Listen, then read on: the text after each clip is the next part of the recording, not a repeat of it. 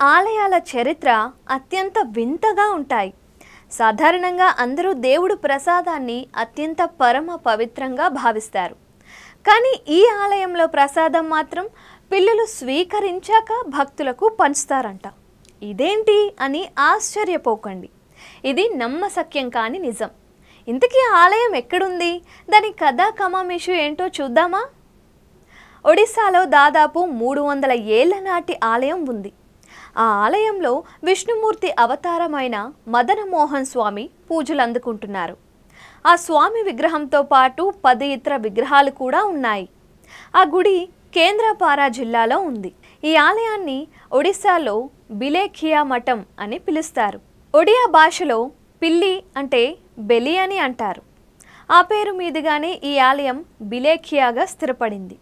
ఇక్కడ స్వామి మదన మోహన్కి నైవేద్యం సమర్పించిన వెంటనే ఆ ప్రసాదాన్ని మొదటిగా అక్కడ నివాసం ఉండే 10 పిల్లులకు సమర్పించాక గాని భక్తులకు వితరణ చేయరు. దాదాపు 3 శతాబ్దాల నుంచి ఈ ఆచారాన్ని పాటిస్తూ వస్తున్నారంట ఆలయ పూజారులు.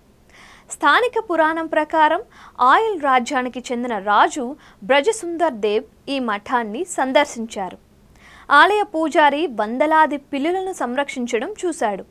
వెంటనే ఆయన తీవ్ర భావోద్వేగానికి గురై కొన్ని ఎకరాల భూమిని ఆ ఆలయానికి కానుకగా ఇచ్చేశాడు. అలా ఆలయంలో ఆ పిల్లులకు ఆహారం పెట్టడం అనేది ఆచారంగా సాగుతోందంట.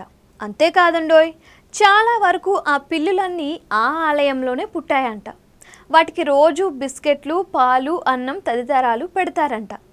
ప్రస్తుతం ఆ పిల్లుల్లో చాలా మటుకు ఇతరులకు పెంచుకోవడానికి ఇచ్చేసినట్లు తెలిపారు ఆలయ నిర్వాహకులు.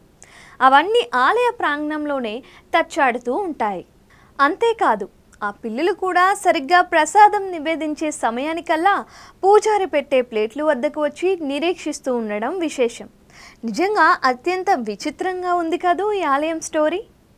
పిల్లల పోషణార్థం రాజు ఎకరాల కొద్దీ భూమిని రాసివ్వడం కూడా అత్యంత వింతగా అనిపిస్తోంది కదూ.